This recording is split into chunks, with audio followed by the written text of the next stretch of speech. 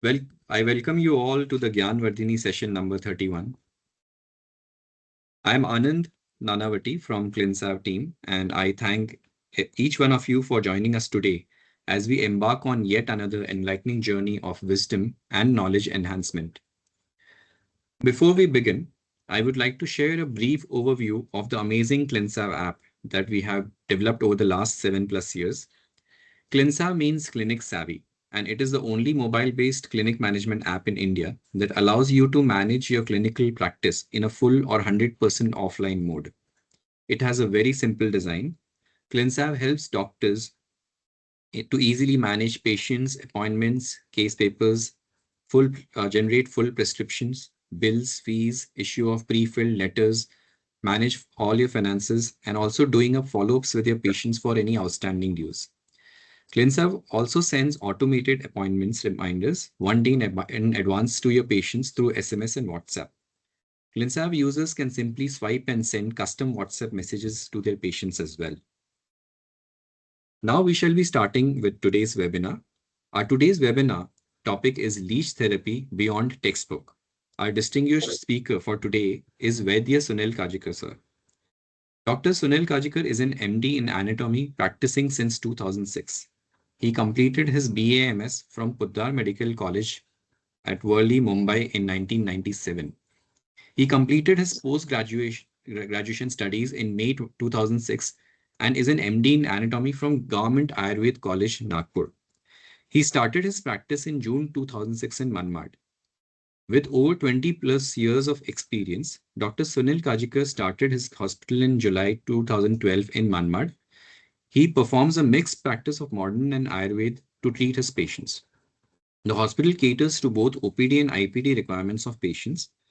The hospital also has special rooms for Panchakarma and a medical store. Dr. Sunil specializes in leech therapy with a lot of experience across many years treating patients. Dr. Sunil, we are honored to have you with us today to conduct this webinar. Let us all welcome Dr. Sunil Kajikar in today's session. Dear sir, you can start with your session now. And to help Dr. Sunil, Dr. Snehal would be assisting with the presentation for him and also assisting with him for any other needs. Thank you. Good evening everybody, सबको मेरी तरफ से नमस्ते। आज का topic है कि leech therapy beyond text book. आज तक जितने भी लीच थेरेपी के केसेस देखे और लीच थेरेपी के बारे में जो भी मुझे 20 साल में जो भी एक्सपीरियंस आया है वो मैं अपने को शॉर्ट में बताऊंगा। लीच थेरेपी क्या है क्या नहीं और लीचेस क्या है वो सबको पता है। ये लीच थेरेपी जो है ये अपना रक्त मोक्षण का एक टाइप है। लीच थेरेपी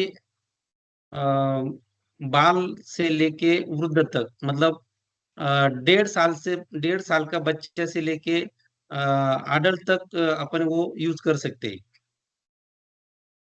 अभी सबसे इम्पोर्टेंट बात है कि अपन जो लीच मंगाते, सबको आवाज आ रही है? यस सर, डॉक्टर सुनील आपका आवाज एकदम क्लियर है सर। हाँ ये लीच थेरेपी के बारे में बताने के पहले अपने क्लिनिक में और हॉस्पिटल में जो लीच मंगाना है वो कहाँ से मंगानी चाहिए, किससे मंगानी चाहिए। लीच प्रोवाइड करने के लिए कुछ डॉक्टर्स है, कुछ प्राइवेट सप्लायर है, उनसे अपन लीच मंगाते। बेसिक लीच थेरेपी के लेक्चर मतलब जो भी पूरा बताऊंगा तो लीच लाने के बाद और वो पूरा ट्रीटमेंट होने के बाद बैंडेज तक का जो प्रोसीजर है वो पूरा मैं आपको बताने जाता हूँ। अभी लीच अपन जिन लोगों से मंगाते वो लीच लाने के बाद में अपने पास लीच कैसा स्टोर किया जाता है, उसको कौन से सीजन में कैसा रखा जाता है वो बताऊंगा। पहले तो ये लीच अपने को जो लीच ला के देते हैं वो सब निर्विष लीच रहती है, सब वहां पे वो एक्सपीरियंस लोग रहते हैं, सर्विस लिस्ट लाने का कोई सवाल ही नहीं उठता। और अपने क्लिनिक में स्टैंडर्ड लिस्ट कैसी रहती है, जो काले कलर की, ताम्र कलर की, और जिनका मुंह एकदम पॉइंटेड रहता है, वही लीच जो है लगने के लिए, सकिंग के लिए सही रहती है। और जिन लीच का मुंह, जो मुंह रहता है वो वी शेप चाहिए। वो अपन सब देख के लेने के लिए ये इंफॉर्मेशन दे रहा हूँ। अपने क्लिनिक में 3 साइज की लीच चाहिए, स्मॉल साइज, मीडियम साइज और लार्ज साइज। और ये क्यों चाहिए? क्योंकि जिस तरह के डिसीज है, जैसा कि अपने पेशेंट को चेहरे पे लगाना है तो उसको स्मॉल साइज चाहिए, मीडियम साइज जैसा बैक साइड में लगाना है, टीनिया क्रूरिस, टीनिया कार्पोरिस पे। और लार्ज साइज जो डिसीज हार्ड है, जैसा कि पाल्मर सोरेसिस, प्लांटर सोरेसिस, उसके लिए अपने को लार्ज साइज चाहिए। अपने अपने क्लिनिक में तीनों साइज की लीच बहुत ज्यादा चाहिए। और लीच कौन सी नहीं लेनी? जिनका मुंह ब्लंट हो, वो, और गोल आकार की हो, वो लीच ज्यादा लगती नहीं और वो सख्त भी नहीं करती। अभी बहुत सारे लोगों को लीच लेने के बाद में उसको कुछ खिलाना पड़ता है या नहीं, वो पता नहीं। लीच खाली खरीदी करने के लिए पैसा लगता है, लेकिन लीच को जिंदगी में कभी मेंटेनेंस नहीं लगता। वो खाली पानी में जो क्षार रहते हैं वो खा के जीती है।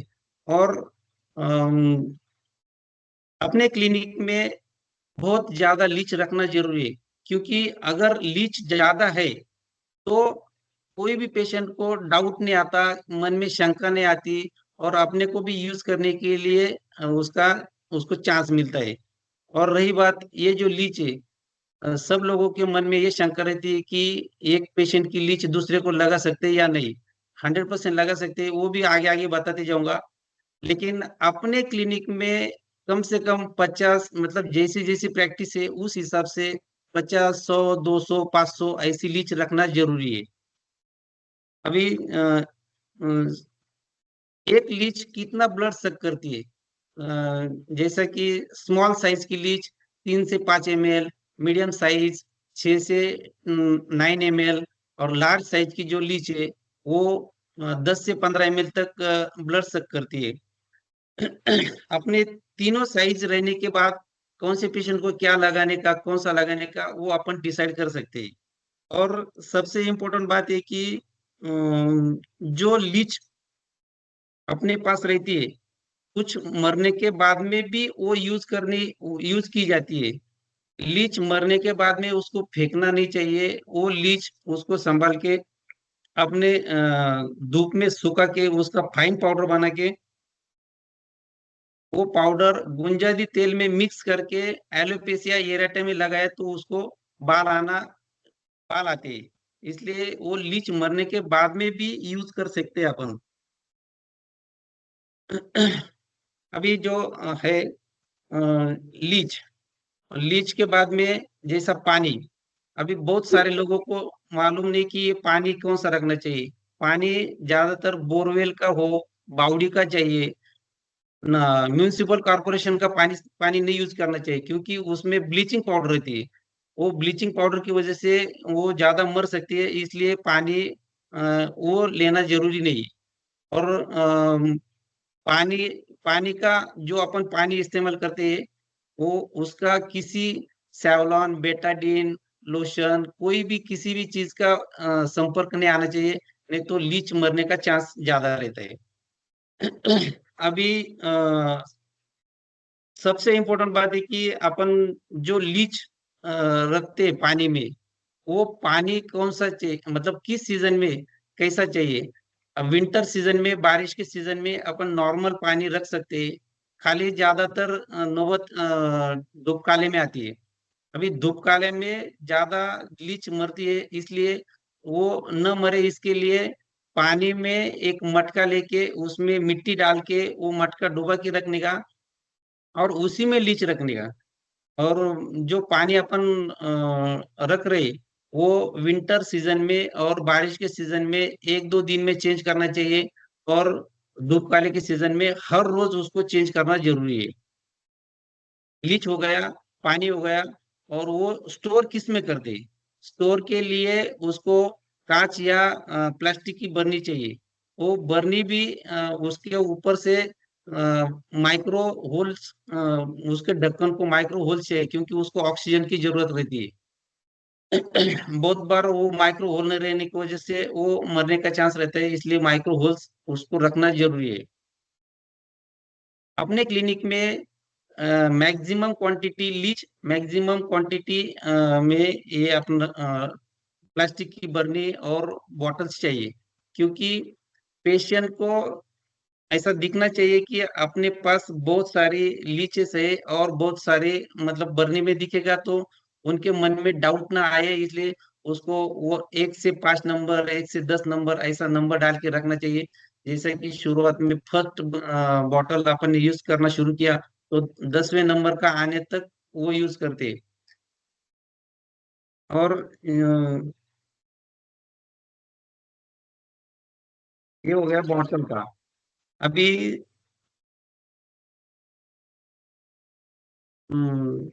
नील सर वो वीडियो क्लिक करो ना, बॉटल।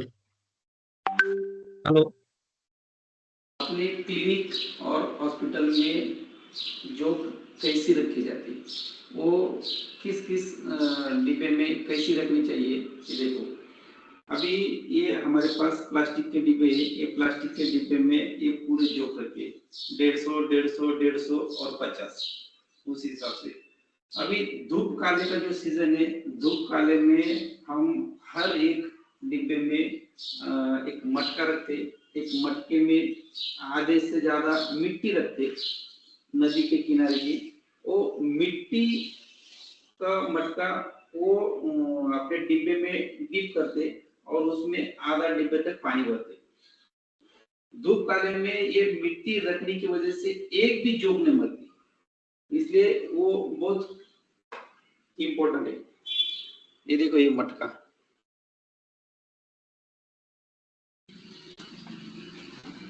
लेकिन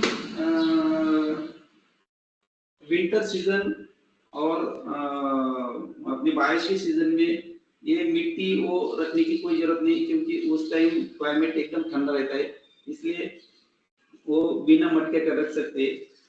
विंटर सीजन बारिश सीजन में खाली धूप काले में मिट्टी रखना जरूरी है। ओके।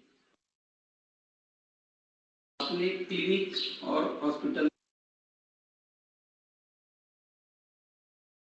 ये हो गए शॉर्ट में लीच लाना, लीच रखना, वो पानी कौन सा चाहिए, और डिब्बा कैसा रखना चाहिए, क्योंकि ये अब ये चीजें बेसिक होती है कि अपने को लीच मर मतलब उसका डेथ कम होना चाहिए।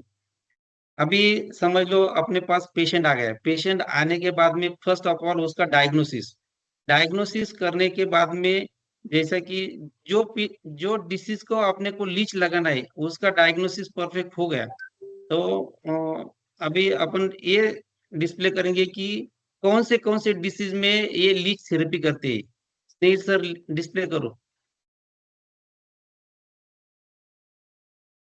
पेशंट बघितल्यानंतर आपल्याला पेशंटचे नाही कॉन्फिडन्स लेवल वाढवण्यासाठी, त्याचा विश्वास बसण्यासाठी आपल्या अरे इंडिकेशन इंडिकेशन हाँ 20 साल के एक्सपीरियंस में मैंने जिस जिस डिसीज में ये लीच थेरेपी दिया है, 100+ डिसीज ऐसे है कि उसमें लीच थेरेपी यूज किया है। फर्स्ट है ये, जिस डिसीज में ज्यादातर यूज किया है उसको पहला नंबर दिया है, और कम कम किया है तो उस हिसाब से वो ऑर्डर में। All type of fungal infection में लीच थेरेपी यूज कर सकते हैं, tinea cruris, corporis, capitis, manuum, pedis, tinea alba, pityriasis versicolor, seborrheic dermatitis, candidal intertrigo, candidal paronychia, vaginal candidiasis में भी बहुत अच्छा रिजल्ट है। Pityriasis alba, eczema, contact dermatitis, atopic dermatitis, seborrheic dermatitis, napkin dermatitis, infantile eczema, bacterial eczema, allergic dermatitis, photo allergic dermatitis, psoriasis, all type of psoriasis, palmar हो, plantar हो, scaly हो, whole body हो। सोरेटिक arthropathy में भी उसका अच्छा result है। Acne vulgaris, वो फर्स्ट डिग्री हो, सेकंड डिग्री हो, थर्ड डिग्री हो। एलोपेसिया एरियाटा में भी उसका अच्छा रिजल्ट है। Androgenic alopecia, melasma, dark circle around I, dark circle around axilla, herpes zoster. Post herpetic neuroglia में सबसे अच्छा रिजल्ट है। किलोइड, किलोइड के साथ में सिलिकॉन जिन सीटिंग दिया तो किलोइड एक 80% सबसेट होता है। विटिलिगो में भी अच्छा रिजल्ट है। Lichen planus, impetigo. Next, next page.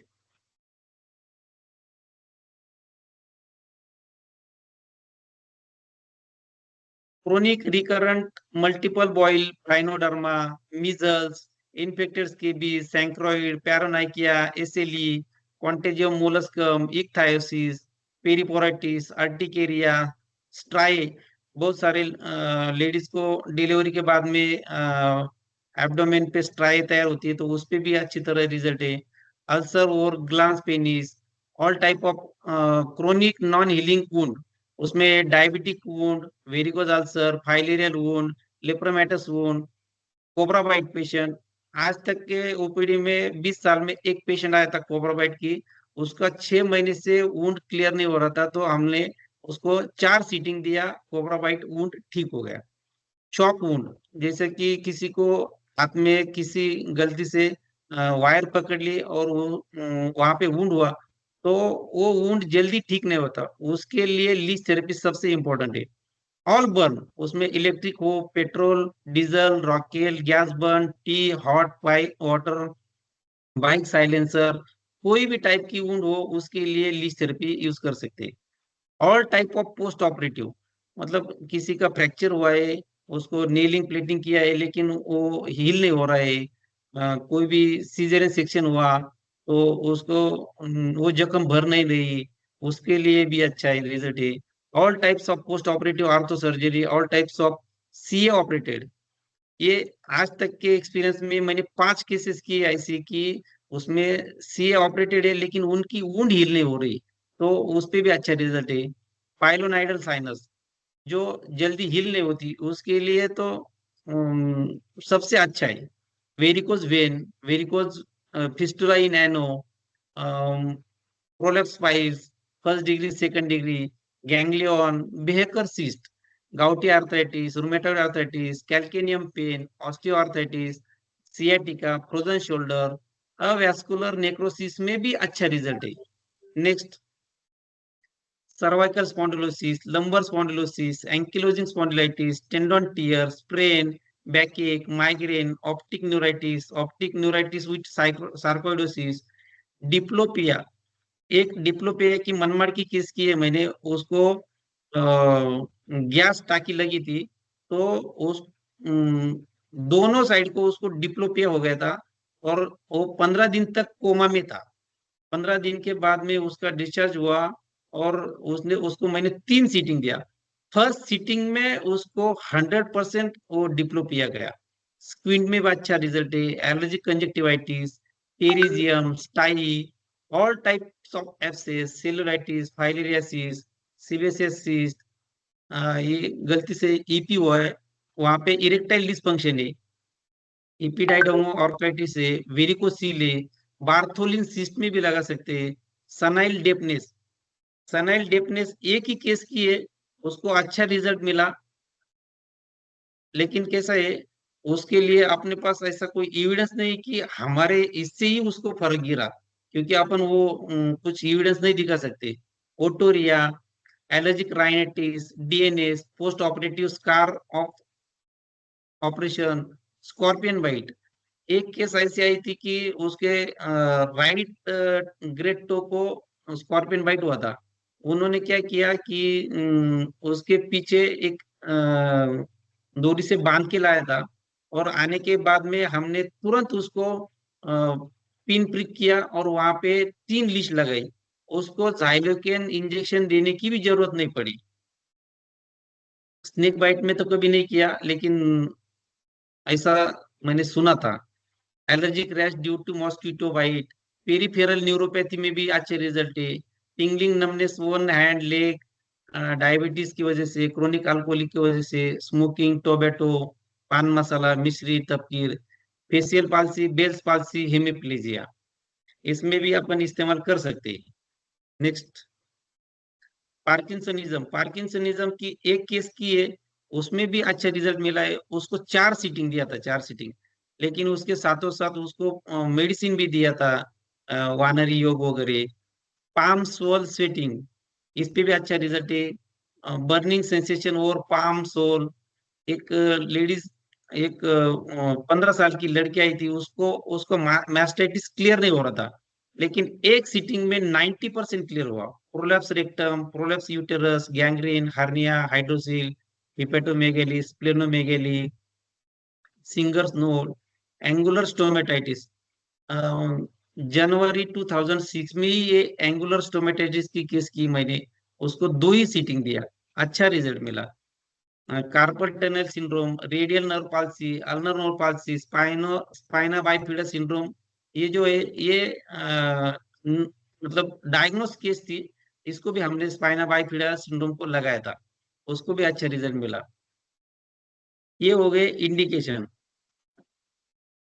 इसमें सबसे इम्पोर्टेंट बात है कि ये लीच थेरेपी की वजह से खाली माइक्रो सर्कुलेशन बढ़ता है, और माइक्रो सर्कुलेशन बढ़ने की वजह से वहाँ पे रिजल्ट अच्छा मिलता है। अभी ये इंडिकेशन होने के बाद में कौन से कॉन्ट्रा इंडिकेशन कौन से है उसके। अभी अपन लीच थेरेपी कौन से इसमें नहीं कर सकते। इन्वेस्टिगेशन का पार्ट तो आगे बताऊंगा, लेकिन जो HIV पॉजिटिव है, HbCAg पॉजिटिव है, जिनका हीमोग्लोबिन 4 से कम है, ल्यूकेमिया का केस है, एंटी ट्यूबरकुलस ड्रग चालू है उसको, एंटी कैंसर ड्रग है, फिर recent history of angina, TB, dengue, diarrhoea, उसको अपन अवॉइड कर सकते हैं, उसको उनको नहीं लगाना। नेक्स्ट, अभी कौन से इसमें अपन लीच थेरेपी देते टाइम प्रिकॉशन लेना जरूरी है। जैसे कि जिन पेशेंट को एंटी कोएगुलेंट चालू है, Ecosprin, Ecosprin AV, Ecosprin gold, clopidogrel, warfarin, war 2, ऐसे पेशेंट को प्रिकॉशन लेके करना चाहिए। वो भी जिस टाइम बताऊं, मतलब जहाँ स्टेज है वहां बताऊंगा कैसा करना चाहिए, उसको कितना होल्ड करना चाहिए। और जिनका एबनॉर्मल CTBT है उसको भी थोड़ा प्रिकॉशन लेके, और जिनका इंक्रीज क्रिएटिनिन है उनको भी नहीं लगाना चाहिए, क्योंकि क्रिएटिनिन बढ़ने की वजह से उनको पहले से ही सांस फूलती है, तो उनको ऐसा लगेगा कि ये लीच थेरेपी की वजह से ही हुआ, इसलिए क्रिएटिनिन बढ़ा तो नहीं लगाना चाहिए। और सबसे इम्पोर्टेंट बात है कि बहुत सारे पेशेंट को अपन अम, सूर्यास्त के पहले, मतलब इवनिंग में नहीं लगाना चाहिए, क्योंकि अगर इवनिंग में लगाए ना, तो बाद में ब्लीडिंग स्टॉप होता नहीं और पेशेंट को कॉम्प्लिकेशन आने का चांस रहता है। नेक्स्ट, अभी ये मत बताओ। अभी इसके आगे उसका हमने 3 स्टेजेस बनाए हैं लीच थेरेपी के बारे में। एक है पूर्व कर्म, प्रधान कर्म और पश्चात कर्म। अभी पूर्व कर्म में हम लोगों ने ये लिया कि उसको क्या क्या करना चाहिए पूर्व कर्म में। पूर्व कर्म में सबसे इंपॉर्टेंट बात है कि पूर्व कर्म की स्टेज, पेशेंट देखने के बाद में उसको कन्विंस करने तक उसको क्या क्या बताना है वो, और लीच थेरेपी शुरू करने तक का जो पीरियड है उसको पूर्व कर्म है। लीच थेरेपी शुरू करने से लीच निकलने तक प्रधान कर्म, और लीच निकलने के बाद में बैंडेज होने तक वो पश्चात कर्म। अभी पूर्व कर्म में कैसा, फर्स्ट है कि उसको इन्वेस्टिगेशन करना चाहिए। और इन्वेस्टिगेशन क्यों करना चाहिए और कौन सा करना चाहिए। अभी इन्वेस्टिगेशन का पार्ट है कि अपन ने उसको बोलना चाहिए कि इन्वेस्टिगेशन करने का फर्स्ट मकसद ये है कि क्योंकि हम लोग तुमको डायरेक्टली लीच लगाने वाले हैं, जहाँ पे उनको जख्म नहीं है वहाँ पे बिना ग्लोव्स के लगाएंगे, और जहाँ पे जख्म है वहाँ ग्लोव्स पहनेंगे। जहाँ पे लगती नहीं वहां पे अपने को पिन प्रिक करना पड़ता है, इसलिए अपना डायरेक्टली ब्लड का संबंध आ सकता है। इसलिए उनकी इन्वेस्टिगेशन करना जरूरी है। बहुत सारे लोगों के मन में ये रहता है कि ये लीच लगाने के बाद में हमारा हीमोग्लोबिन कम होगा, हमारा खून कम होगा। तो अपन ने अगर उसको लीच थेरेपी करने के पहले उसका इन्वेस्टिगेशन कर लिया, तो उसको लीच थेरेपी की पूरे सीटिंग होने के बाद में वो किया, तो उसको डाउट नहीं आएगा कि पहले इतना था अभी इतना है। अपन मेडिको लीगली भी इसके लिए सही सलामत रहते। ये हो गया इन्वेस्टिगेशन क्यों करना, और इन्वेस्टिगेशन कौन सा करना चाहिए। इन्वेस्टिगेशन में H B percentage, haemoglobin, HIV, HbCG और BSL रैंडम, ये चारों इंपॉर्टेंट है कि ये कर ही लेना चाहिए। और कुछ कुछ पेशेंट ऐसे है कि जो क्रोनिक है, वो बहुत सारे ट्रीटमेंट लेके आए, तो उनमें कभी भी SGPT, क्रिएट, यूरिया कर ही लेना जरूरी है। अभी अगर लीच थेरेपी से खून कम नहीं होता तो हीमोग्लोबिन क्यों करना चाहिए। बहुत सारे लोगों के मन में ये सवाल आता है कि हीमोग्लोबिन क्यों कर दे।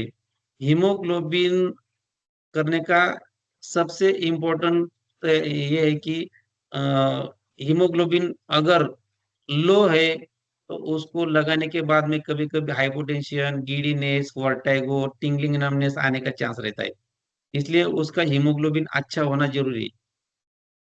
क्योंकि ब्लड डोनेशन के टाइम पे भी हीमोग्लोबिन देखा जाता है, हीमोग्लोबिन उसमें कम नहीं होता, लेकिन वो देने के बाद में उसको वर्टाइगो नहीं होना चाहिए।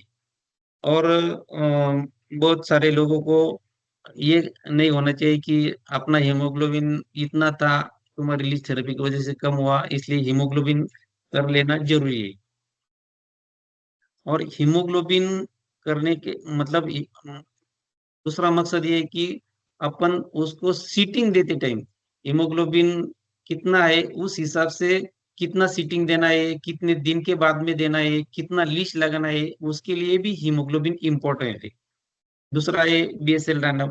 BSL क्यों, क्योंकि शुगर पहले लो है तो उसको कुछ खाना मतलब कुछ ग्लूकोज वगैरह देना चाहिए। ग्लूकोज दे के ही उसको लगाना चाहिए। अगर बहुत ज्यादा शुगर है, हाइपरग्लाइसेमिया है, तो अनकंट्रोल्ड शुगर है, तो उसको शुगर कंट्रोल करने के बाद में ही लीच थेरेपी देना चाहिए। क्योंकि हाई शुगर होने की वजह से उसको तकलीफ होगी, और अपने को लगेगा कि ये लीच थेरेपी की वजह से हुआ है, इसलिए उसकी शुगर कंट्रोल में है कि नहीं वो देखना जरूरी है। अभी रही बात, सबसे इम्पोर्टेंट बात है कि HIV टेस्ट। अगर ये लीच थेरेपी की वजह से HIV फैलता नहीं, तो HIV टेस्ट क्यों करते हैं। HIV टेस्ट करने का सबसे इम्पोर्टेंट मकसद ये कि अपन फर्स्ट संबंध तो पेशेंट का अपने साथ में आता है। क्योंकि जहाँ जख्म नहीं है वहाँ अपन वो बिना ग्लोव्स के लीच लगाती। बिना ग्लोव्स के लीच लगाने का मकसद यही है कि वो लीच हाथ से जल्दी लगती है, वो ग्लोव्स से ग्रिप नहीं आती, इसलिए वो बिना ग्लोव्स के लगाएंगे। जहाँ पे जख्म है वहां पे ग्लोव्स पहन के ही लगानी पड़ती है। अगर समझ लो नेचुरली नहीं लीच लगी तो उसके लिए अपने को प्रिक करना जरूर रहता है। और प्रिक करने के बाद में ब्लड का संबंध आएगा, अ, और बैंडेज करते टाइम भी डायरेक्टली ब्लड का संबंध आएगा।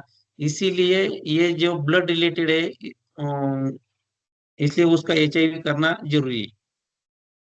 पहली बात है कि अ, उसका पहले HIV कर लेना जरूरी है, नहीं तो किसी को पहले से रहेगा वो बोलेगा कि मुझे तुम्हारी लीच थेरेपी की वजह से हुआ। लीच थेरेपी का मतलब HIV कर लेना जरूरी है। HbS AgB करना जरूरी है क्योंकि वो ब्लड रिलेटेड डिसीज है, इसलिए HbS AgB कर लेना जरूरी है। क्रिएट और SGPT, यूरिया, जो पेशेंट क्रोनिक है उसमें कर लेना जरूरी है। अपने अपने सेफ्टी के लिए वो कर लेना। अभी जो लीच थेरेपी अपन देते हैं, लीच थेरेपी देते टाइम पहले तो उनका अनुमति और सम्मति पत्रक पे साइन लेना जरूरी है। वहां पे ये सम्मति पत्र में क्या क्या कौन से पॉइंट आने चाहिए उसमें। पहला पॉइंट है कि ये लीच थेरेपी पूरा इम्प्योर ब्लड सक करती है, उसका रिजल्ट फास्ट है। उसके बाद में इससे किसी भी प्रकार का हीमोग्लोबिन कम नहीं होता। हम लोग विदाउट इन्वेस्टिगेशन एक पेशेंट को भी लीच थेरेपी नहीं देते, इसलिए किसी को इन्फेक्शन होने का सवाल ही नहीं उठता। और हर एक पेशेंट को उसका कितना क्रोनिक है, एक्सटेंसिव है, उस हिसाब से उसको कितना लीच लगाना चाहिए, कितने दिन के बाद में सीटिंग देना चाहिए उसको। लीच थेरेपी के लिए 2-3 घंटा लगता है, ये भी उसमें मेंशन करना चाहिए। ये सब चीजें लिखने का मकसद ये है कि जैसे कि उसको सब बताया है, फिर साइन लेके ही उसको करना चाहिए।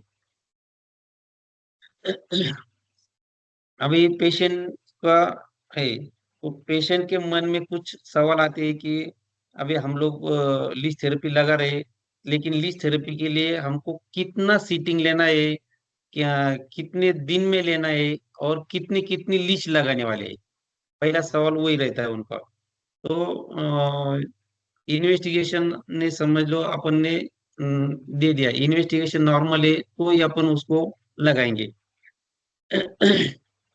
अभी जो लीच थेरेपी की जो सीटिंग है, वो सीटिंग और कितना लीच लगाना है और कितने दिन में लगाना है, वो मेरे 20 साल के एक्सपीरियंस में उसको 3 फेजेस में डिवाइड किया है। फर्स्ट फेज है, अगर उसका हीमोग्लोबिन 6 से 8 है तो ये अलग फेज है। 8 से 10 है तो उसके लिए अलग है। और 10 से 14 है तो उसके लिए अलग है। पेशेंट का बीमारी कितना क्रोनिक है, कितना एक्सटेंसिव है, वो भी उसमें मायने रखता है। भी समझ लो, जिस पेशेंट का हीमोग्लोबिन 6 से 8 है, लेकिन उसको एक ही दिन की जरूरत है, जैसा आज मतलब पैर में एक्जिमा है तो एक ही दिन में लगाना है, तो ऐसे पेशेंट को जैसा आज लीच लगाया, 6 से 8 हीमोग्लोबिन है तो उसको 4 से 5 लीच लगाना। 6 से 8 हीमोग्लोबिन वाले पेशेंट को सेकंड सीटिंग आफ्टर 20 डेज देना। थर्ड सीटिंग सेकंड सीटिंग के आफ्टर 1 मंथ बाद देना। मतलब जितना हीमोग्लोबिन कम उतना ड्यूरेशन थोड़ा ज्यादा रखना। उससे कुछ होता नहीं, हीमोग्लोबिन कम होता नहीं कुछ नहीं, लेकिन हीमोग्लोबिन कम होने की वजह से उसको हाइपोटेंशन होने का सबसे ज्यादा चांस रहता है। और यही पेशेंट है, उसका हीमोग्लोबिन 6 से 8 है, लेकिन उसको एरिया ज्यादा है, तो 2 दिन देने की अगर जरूरत रही तो 2 दिन देते टाइम उसको आज फर्स्ट सीटिंग में 4 से 5 लीज लगाना। और दूसरे जैसे कि टीनिया क्रूरिस पे आगे से 4-5 लगाया, पीछे से कल 4-5 लगाया, तो सेकंड सीटिंग अगर 6 से 8 हीमोग्लोबिन है तो सेकंड सीटिंग उसको 1 महीने बाद ही देना। 1 महीने के बाद में second sitting first day second day दे देना। अगर उसको थर्ड सीटिंग की भी जरूरत पड़े तो उस टाइम दोनों दोनों साइड में आगे से पीछे से दोनों साइड से एक ही दिन में देना। क्योंकि अगर अपन फर्स्ट सीटिंग देते ना तो फर्स्ट सीटिंग में इम्प्यूरिटीज बहुत सारी निकल जाती, और सेकंड सीटिंग में अ, वही इम्प्यूरिटी कम हो जाती, थर्ड में उससे भी कम हो जाती। इसलिए 2 दिन के बदले एक दिन में भी अपन उसको लगा सकते हैं।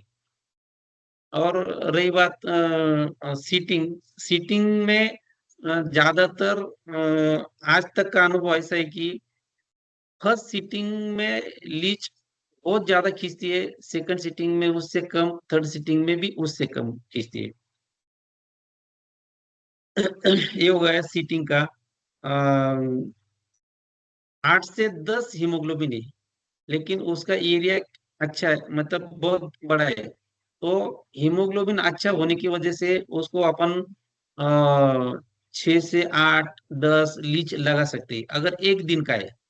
लेकिन 8 से 10 हीमोग्लोबिन है तो उसको सेकंड सीटिंग 20 दिन बाद देना। थर्ड सीटिंग सेकंड सीटिंग के 20 दिन बाद देना। अच्छा हीमोग्लोबिन है तो थोड़ा ड्यूरेशन कम करके पहला दूसरा सीटिंग कर लेना, तीसरा भी कर सकते हैं, क्योंकि उसकी सीविरिटी कम हो जाएगी जल्दी। हीमोग्लोबिन अच्छा है, 8 से 10 है, लेकिन उसको 2 दिन लगाना है। तो अपन फर्स्ट डे सेकंड डे लगा के 6 से 8 लगा सकते। उसके बाद में सेकंड सीटिंग 1 मंथ बाद देना, थर्ड सीटिंग उसके 1 मंथ बाद देना। कभी कभी बहुत बार मतलब 90% first sitting first day second day देने के बाद में थर्ड सीटिंग एक ही दिन में हो सकती है। उसी प्रकार से अगर हीमोग्लोबिन 10 से 14 है तो सेकंड सीटिंग जैसा ही अपन कर सकते हैं। उसको ड्यूरेशन ज्यादा मतलब दो एक दिन लगाना है तो सेकंड सीटिंग तुरंत 10 दिन बाद दे सकते हैं, थर्ड सीटिंग उसके 20 दिन बाद दे सकते हैं। अभी सबसे इम्पोर्टेंट बात है कि उसको उसके मन के जो क्वेश्चन है वो बताने के बाद में रही बात चार्जेस की। बहुत बार ऐसा होता है कि चार्जेस कैसे बताना। चार्जेस है ना, पर सीटिंग लेना चाहिए, पर लीच नहीं लेना चाहिए। उसका कारण ये है कि अगर अपन पर सीटिंग लेते हैं ना तो पेशेंट ज्यादा ये नहीं करता, हिचकिचाता नहीं कि मुझे इतना ही लगा उतना ही लगा। पर लीच लिया तो अगर ज्यादा जरूरत है तो वो बोलता है कि अपन 6 के बदले तुम 2 ही लगाओ, 10 के बदले तुम 4 ही लगाओ। तो रिजल्ट अच्छा मिलता नहीं, इसलिए अपन ने पर सीटिंग चार्जेस रखने चाहिए, पर लीच नहीं रखने चाहिए। अपने को उसका रिजल्ट चाहिए। जितनी ज्यादा से ज्यादा मतलब क्रोनिक डिसीज हो, डीप डिसीज हो, उसमें ज्यादा से ज्यादा लीच लगाएंगे तो उसकी इम्प्यूरिटीज निकल जाएंगे और अच्छा रिजल्ट मिलेगा। आज तक के अनुभव में जो सुश्रुताचार्य ने जो बोला है उसका एक्सपीरियंस, उसका अनुभव ज्यादा आया। जैसा कि उन्होंने स्किन के जो 7 लेयर बताए, अ, उसमें एक्जिमा हो, सोराइसिस हो, ऐसे डीप इन्फेक्शन वाले 5वें 6ठे लेयर पे जो इन्फेक्शन गए है उसके लिए बड़ी लीच लगाना जरूरी रहता है। उसके लिए ज्यादा लीच लगाना जरूरी रहता है। उसके लिए ज्यादा सीटिंग देना जरूरी रहता है। जो सुपरफिशियल इन्फेक्शन वाले हैं उनको कम सीटिंग दे सकते हैं अपन, 1-2 सीटिंग में ही हो सकता है। आज तक के एक्सपीरियंस में ना 70% ऐसे डिसीज है, जो लिस्ट बताई उसमें 70% ऐसे डिसीज है कि उसमें 1 से 3 ही सीटिंग लगी है। और 25% डिसीज ऐसे है कि उसको 3 से 5 सीटिंग लगी है। और 5% ऐसे डिसीज है कि उसमें 5 से 7 सीटिंग लगी है। तो सीटिंग जो है वो सीटिंग सबसे इम्पोर्टेंट बात है कि उसका हीमोग्लोबिन कैसा है उस हिसाब से, और डिसीज कितना क्रोनिक है उस हिसाब से अपन ने डिसाइड करना चाहिए। ये हुआ चार्जेस के बारे में और सीटिंग के बारे में। अभी अपने के पास जैसे कि इन्वेस्टिगेशन आ गया तो इन्वेस्टिगेशन के टाइम पे उनको अपने क्लिनिक में कुछ एल्बम है, कुछ वीडियोज है, या कुछ डिस्प्ले बोर्ड है, उस पे उनको दिखाना जरूरी है। क्योंकि वो दिखाने के बाद में उनकी कॉन्फिडेंस लेवल बढ़ जाती है। और दिखाओ, करो, प्ले करो। पेशंट बघितल्यानंतर आपल्याला पेशंटचे कॉन्फिडन्स लेवल वाढवण्यासाठी, त्याचा विश्वास बसण्यासाठी आपल्या क्लिनिक किंवा हॉस्पिटलमध्ये अशा प्रकारचा डिस्प्ले डिस्प्ले बोर्ड असणं गरजेचं आहे। त्याच्यामध्ये आपल्या बिफोर आफ्टरचे केसेस लावणं गरजेचं आहे। म्हणजे लीच थेरपी कधी दिली, काय दिली, हे सगळं सगळं डिस्प्ले बोर्डवरती दिसलं पाहिजे। त्या डिस्प्ले बोर्डच्या सोबत सोबत आपल्याकडे काही प्रकारचे असे अल्बम पण बनवून ठेवले पाहिजे, ज्या अल्बम मध्ये आपण त्या केसेस लावलेल्या पाहिजे। म्हणजे त्यांना आपण सांगितल्यानंतर अल्बम दाखवणे, त्यांना बिफोर आफ्टर त्या त्या केसेस दाखवणे, म्हणजे त्या त्या केसेसचा कोणत्या केसेस कोणत्या अल्बम मध्ये आहे याचं आपण फ्रंटला डिस्प्ले पाहिजे। म्हणजे तो अल्बम दाखवायचा, ती केस त्यांना दाखवायची। अशा प्रकारे मॅक्झिमम केसेस तयार करून असे आम्ही 3 अल्बम बनवलेले। या 3 अल्बम मध्ये सगळ्या केसेस बिफोर आफ्टरच्या आहेत। म्हणजे त्यांना फक्त त्यांना दाखवलं तर त्यांचं पण मनोबल वाढतं। मनोबल वाढलं की आपलं काम कमी होतं आणि लवकरात लवकर ते कन्व्हिन्स होतात। त्यासाठी आपल्या क्लिनिक किंवा हॉस्पिटलमध्ये अशा प्रकारे अल्बम आणि डिस्प्ले बोर्ड असणं आवश्यक आहे। ओके।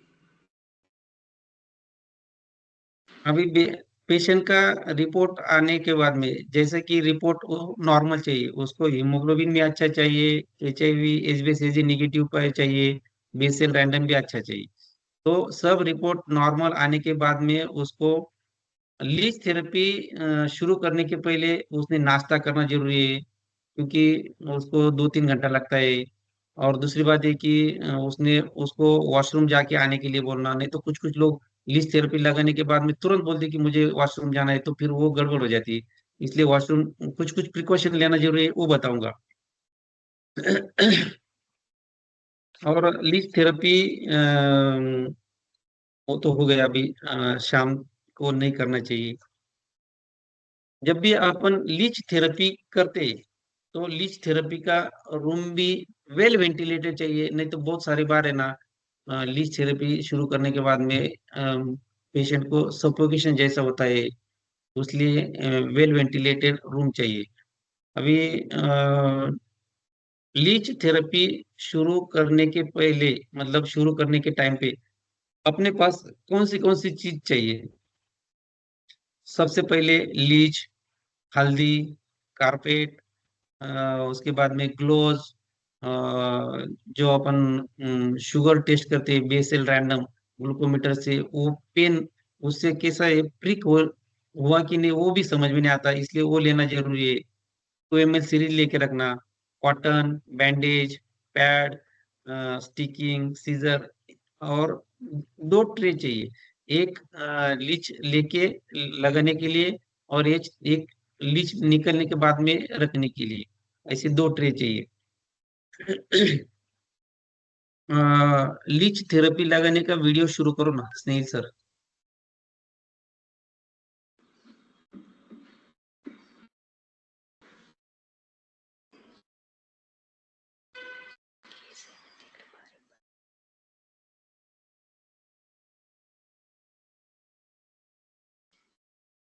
ये सोरेसिस का पेशेंट है, स्काल्प सोरेसिस।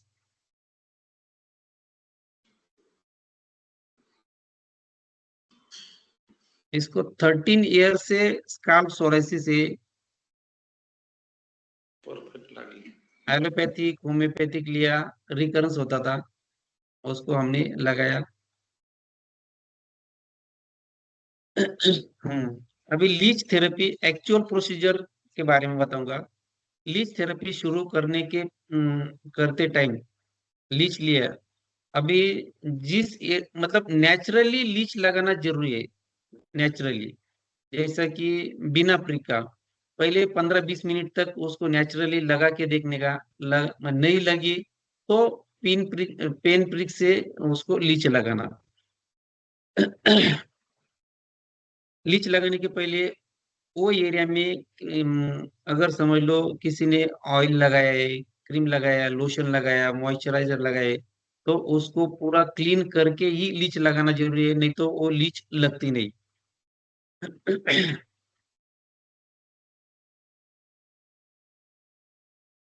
और लीच लगाते टाइम पेशेंट के साथ में बात करते रहना चाहिए, उसका मनोबल बढ़ाते रहना चाहिए। वो लीच लगने के बाद में वो वीडियो बताओ ना।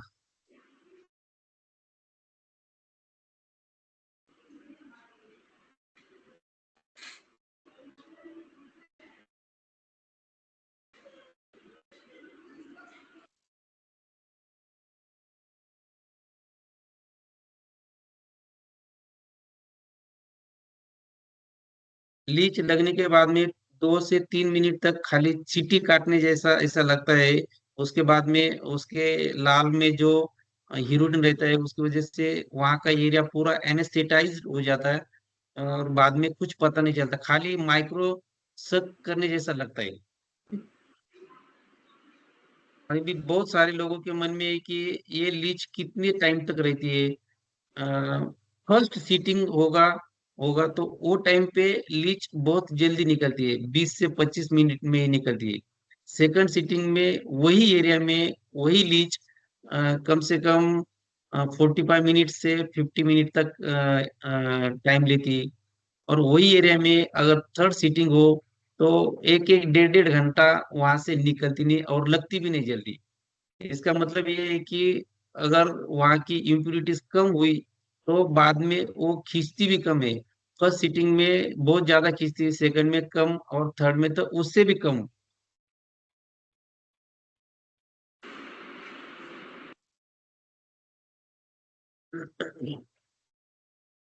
शास्त्र में जो लिखा है कि एक लीच वो पेशेंट का जो तलवा है उतना एरिया से वो लीच ब्लड खींचती है। लेकिन डीप इन्फेक्शन, क्रोनिक इन्फेक्शन होने की वजह से अपने को ज्यादा से ज्यादा लीच लगानी जरूरी है। जितनी ज्यादा लीच लगाएंगे उतनी ज्यादा इम्प्योरिटीज निकलेगी और अच्छा रिजल्ट मिलेगा। मेरे हिसाब से आज तक के अनुभव में कोई भी पेशेंट हो, मतलब सोरेसिस, एक्जिमा, कोई भी बड़ा पेशेंट हो, उसको फर्स्ट सीटिंग में कम से कम 50 से 70% रिजल्ट मिला है। और पेशेंट को लीच लगाते टाइम, लीच वहां पे थोड़ा बहुत उसको प्रबोधन करना जरूरी है कि ब्लड डोनेशन करते तो 350 से 450 ml ब्लड निकलता है, तो भी आदमी का हीमोग्लोबिन कम नहीं होता, उसको कुछ तकलीफ नहीं होती। साल में 3 से 4 बार अपन ब्लड डोनेट करते हैं, उतना तो ये ब्लड खींचती नहीं। क्योंकि कैसा है, उसके मन में एक ही डाउट रहता है कि मेरा खून कम होगा, मेरा खून कम होगा। इसलिए उसको वो चीजें बताना जरूरी रहती। अभी लीच निकलने के बाद में, लीच मतलब लगाने के बाद में वहां पे उसको पैड डाल के पानी डालते रहना चाहिए।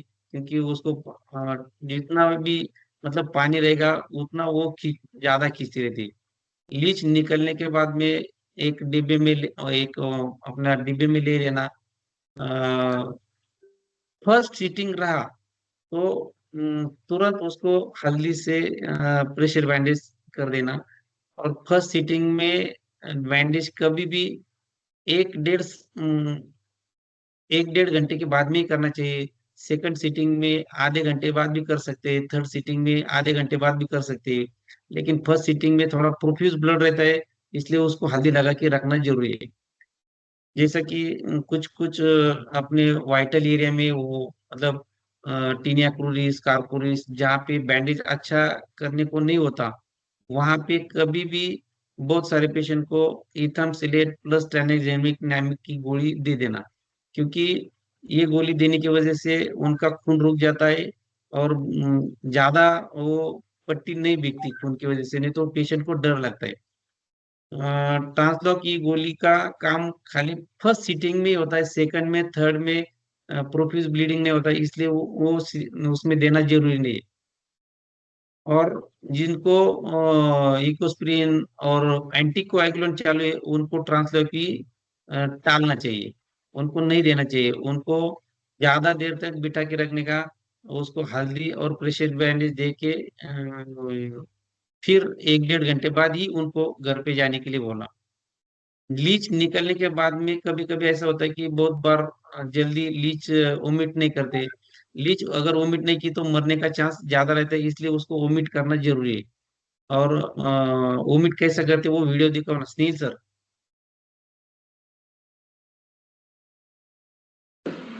हे अशी शेपटी पकडायची बरोबर असं ग्रीप घ्यायची, लगेच तिचं तोंड त्याच्यात बुडवायचं, हळदीत बुडवलं का मग त्याला बरोबर असं करायचं. किती काळा काळा लागते बघा. बस. उसका वोमिटिंग अगर अगर अच्छा नहीं हुआ तो वो दूसरे दिन मरी हुई अपने को दिखती है, इसलिए उसका वोमिटिंग अच्छा होना जरूरी है। और अशी जिस दिन उसका वोमिटिंग करते, घ्यायची. वोमिटिंग करके जिस डिब्बे में रखते वो डिब्बे का शाम को पानी बदलना जरूरी है।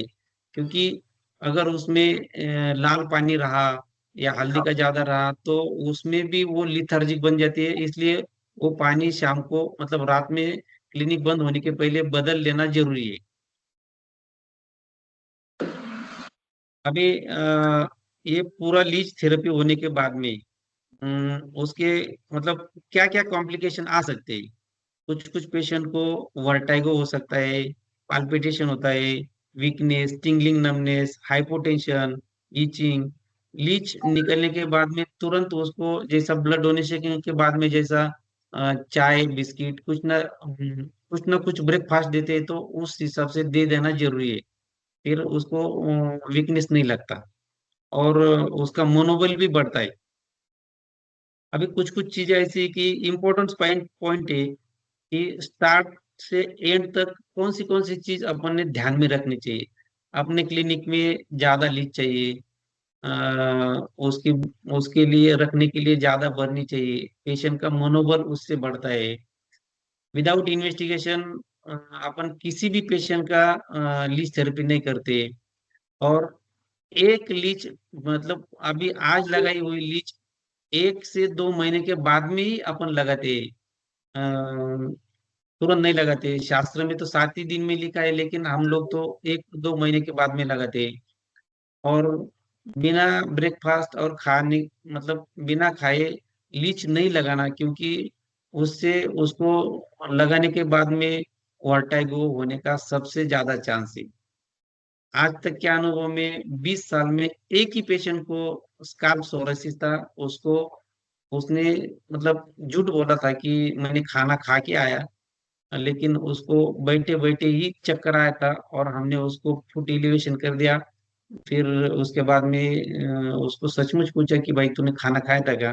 वो बोला कि मैंने खाना नहीं खाया, अभी इधर कहाँ खाना खाने के लिए जाएंगे। ऐसा झूठ बोला, इसकी वजह से उसको वर्टाइगो हुआ था। आज तक एक ही अनुभव ऐसा है। और दूसरा बैड अनुभव, एक पेशेंट को हमने टीनिया कार्पोरिस था, उसको बैंडेज किया।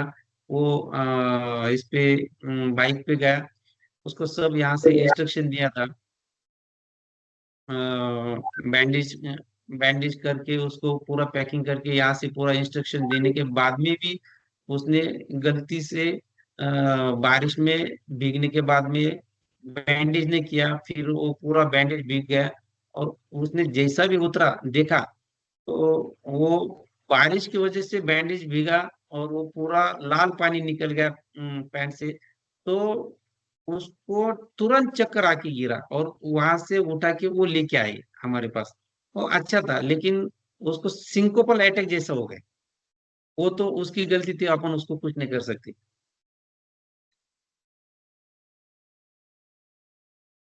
अभी ये हो गया लीच थेरेपी के बारे में। कुछ केसेस है। पहली केस दिखाओ ना। नहीं सर। ये पेशेंट एक्सटेंसिव टीने इन्फेक्शन का है। उसका उम्र है 25 ईयर्स, मेल है। और 3 साल से उसको फंगल इन्फेक्शन है। बाकी कुछ मेजर नहीं। No history of chronic hyper acidity. उसको लीच थेरेपी दिया। फर्स्ट डे का फोटो दिखाओ ना।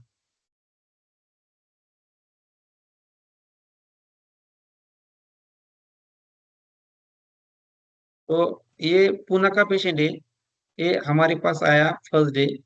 फर्स्ट डे उसको पूरा कन्विंस किया और जो प्रोटोकॉल बताया उस हिसाब से उसको बताया कि तेरे को 3 से 4 सीटिंग लगेगी। अभी ये जो सीटिंग है, ये सीटिंग कभी भी अपन ने 1 2 सीटिंग ज्यादा ही बोलना है, क्योंकि कैसा रहता है पेशेंट फिर बार बाद में ब्लेम करता है कि तुमने तो 2 ही बोला था, 3 बोला था। एवरेज पेशेंट का कि पेशेंट कितना क्रोनिक है उस हिसाब से अपन डिसाइड करते हैं। ये 3 साल का है तो इसको कम से कम 4 सीटिंग तो देना ही चाहिए। अगर यही फंगल इन्फेक्शन 6 महीने से अपने को दिख रहा है कि माइल्ड स्पॉट है तो उसको 2 सीटिंग में ही हो जाएगा। तो कितना क्रोनिक है उस हिसाब से अपन ने उसको सीटिंग बोलना चाहिए। नेक्स्ट।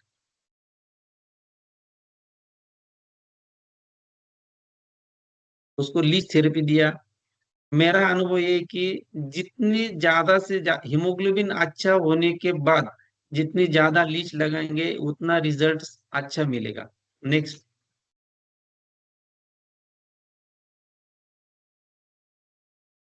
ये 15 डेज में ही इतना क्लियर हुआ। उसको हमने फर्स्ट सीटिंग दिया। फर्स्ट सीटिंग के बाद में सेकंड सीटिंग उसको 1 महीने बाद दिया।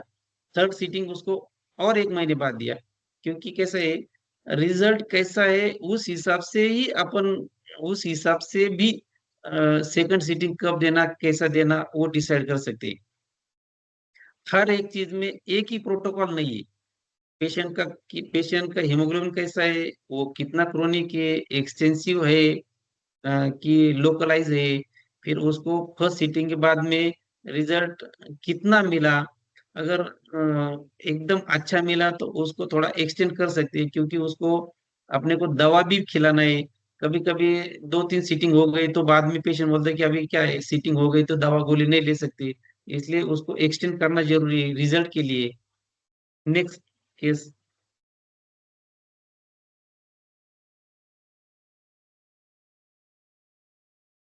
ये क्रोनिक वेरिकोज वेन, ये पेशेंट है अपने पनवेल का है। इसको एम्पुटेशन बोला था। ये अल्सर, क्रोनिक वेरिकोज अल्सर का पेशेंट है। No history of डीएमएसटी।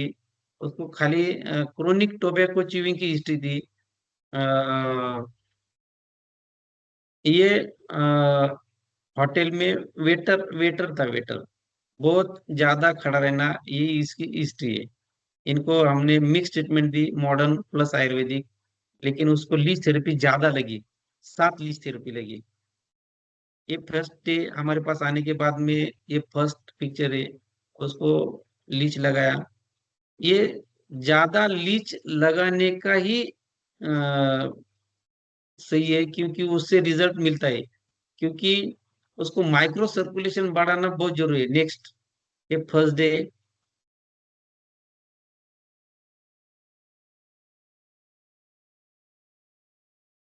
ये after 20 days. Next,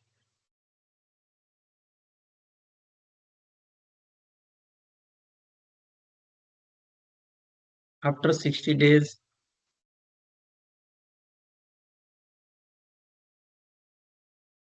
next, after 90 days. Next, 150 days, 180 days. इसको 210 दिन लगे। और ये पेशेंट पनवेल से हर महीने के बाद, हर महीने में एक बार लीच थेरेपी लेने के लिए आते थे।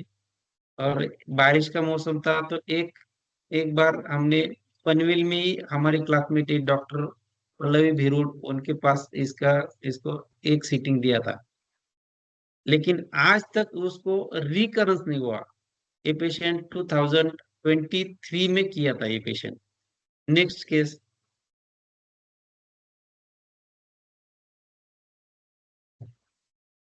ये डायबिटिक फूड का, ये भी ऊरन का पेशेंट है। 65 years, male patient, diabetic food है।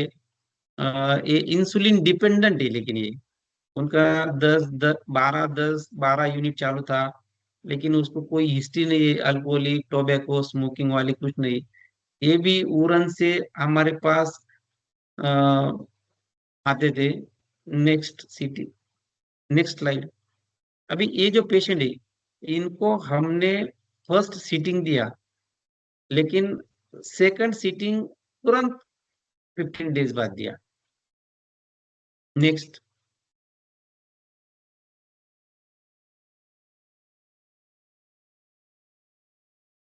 नेक्स्ट। इसको first sitting, second sitting 15 days, third sitting 1 month, फिर उसके बाद में हर महीने दिया। नेक्स्ट, नेक्स्ट,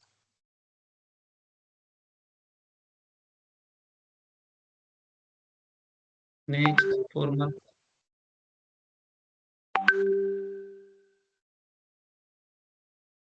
6 मंथ हो गया। नेक्स्ट, 8 महीने में उसको पूरा क्लियर कर दिया। अभी ये पेशेंट में लीच थेरेपी के साथों साथ हमने मिक्स ट्रीटमेंट दिया। ये पेशेंट ने वहाँ पे एलोपैथिक बहुत सारा खाया है। हमने उसको एंटीबायोटिक तक नहीं दी, खाली एंटी इंफ्लेमेटरी, एंटासिड और अपना अपना आयुर्वेदिक दिया। इसको फर्स्ट 15 डेज अपमार्ग क्षार तेल से ड्रेसिंग किया। फिर उसके बाद में व्रण रोपण औषधि भवन का, उससे ड्रेसिंग किया। थोड़ा एलोपैथिक भी यूज किया था उसमें, oxygen spray, Metrogyl P ointment, उससे 100% हमने ठीक कर दिया। और अभी भी एकदम क्लियर है। अभी उसको कहीं पे भी जख्म नहीं है। नेक्स्ट।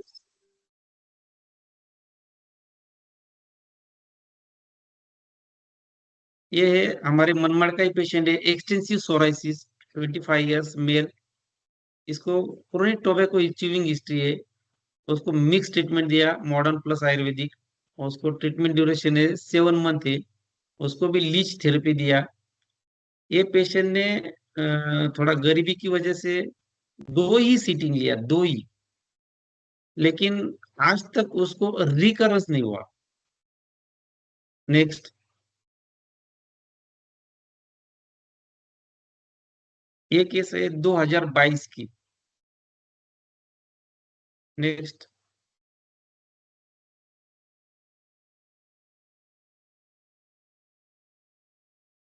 उसको 2 महीने में काफी क्लियर कर दिया। बाद में उसको 6 महीने तक 6 महीने तक मेडिसिन भी लिया। 6 महीने तक उसको आयुर्वेदिक लोकल एप्लीकेशन भी दिया। लेकिन इसने 2 ही सीटिंग लिया और आज तक वो 100% ठीक है।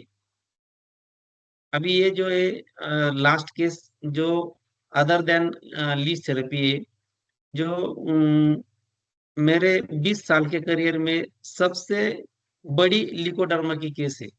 लिकोडर्मा में भी लीज थेरेपी दिया, लेकिन अ, सबसे कम। लेकिन आयुर्वेद ही ज्यादा दिया है लीज थेरेपी की, इसमें कोई जरूरत नहीं पड़ी। ये खाली आपको दिखाऊंगा। दिखाओ। एक first day.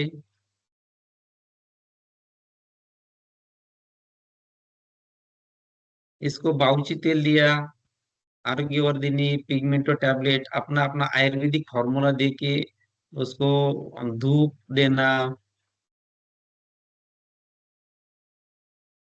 Next. Next.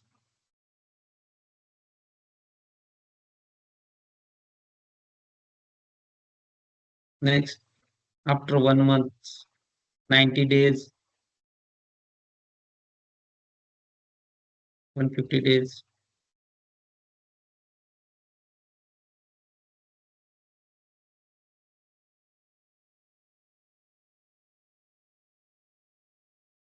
Next.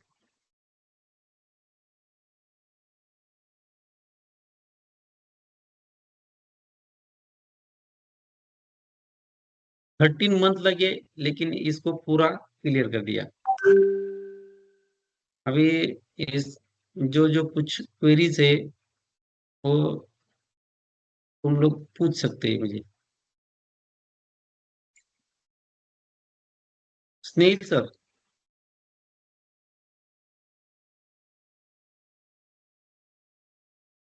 How to apply leech, उसका तो सबका जवाब दे दिया है। लेकिन किसको इसके बारे में कुछ सवाल है तो वो पूछ सकते हैं।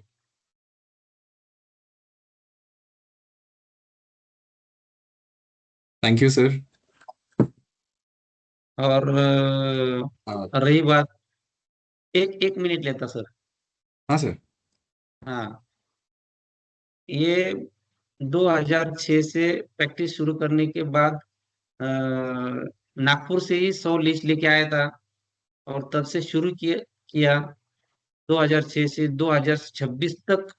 मतलब 8 जून 2006 से 8 जून 2026, 20 साल हो गए।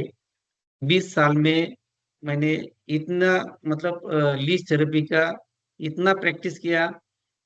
हिमा मैडम, आनंद सर, सुनील सर, इन लोगों ने मुझे थोड़ा रिक्वेस्ट किया कि तुम्हारा लेक्चर रखेंगे। लेकिन आज तक मैंने कभी लेक्चर नहीं दिया था।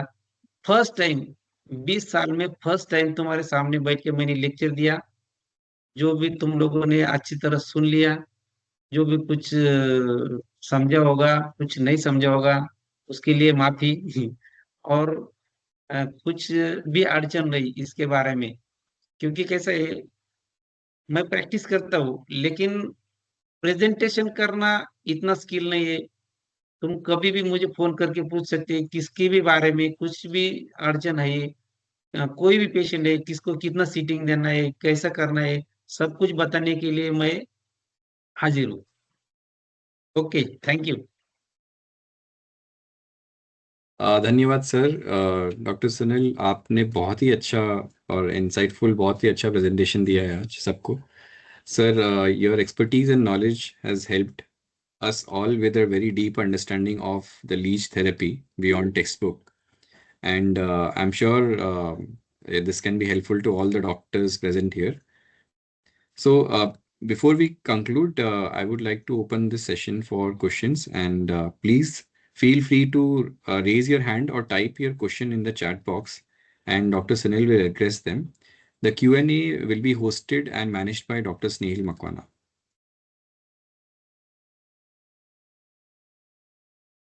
नमस्ते सर, बहुत ही अच्छा नमस्ते। लेक्चर रहा। सभी की जानकारी के लिए, सर मराठी में बहुत कंफर्टेबल थे, लेकिन मैंने रिक्वेस्ट किया सर को कि क्योंकि हमारा जो भी क्राउड होता है, जो भी हमारे डॉक्टर्स होते हैं, वो हर एक अलग अलग रीजन से होते हैं, तो सर ने आउट ऑफ कंफर्ट जोन आके पूरा ही लेक्चर हिंदी में लिया। थैंक यू सर इसके लिए, बहुत ही अच्छा रहा लेक्चर। कुछ क्वेश्चंस है सर पार्टिसिपेंट्स के, तो उसकी तरफ जाते हैं। वैद्य स्वाति पूछ रहे हैं, please share the consent form. So आपके पास अगर कोई कंसेंट फॉर्म हो, आप कंसेंट लेते हो अगर पेशेंट का ये प्रोसीजर के लिए, तो उसका कुछ फॉर्मेट हो तो आप शेयर कर सकते हैं। चलेगा चलेगा, आपको भेज देंगे। ओके, ठीक है। जैसे ही सर हमें भेजते हैं तो हम ज्ञानवर्धिनी का जो व्हाट्सएप कम्युनिटी है उसमें ये फॉर्म शेयर कर देंगे।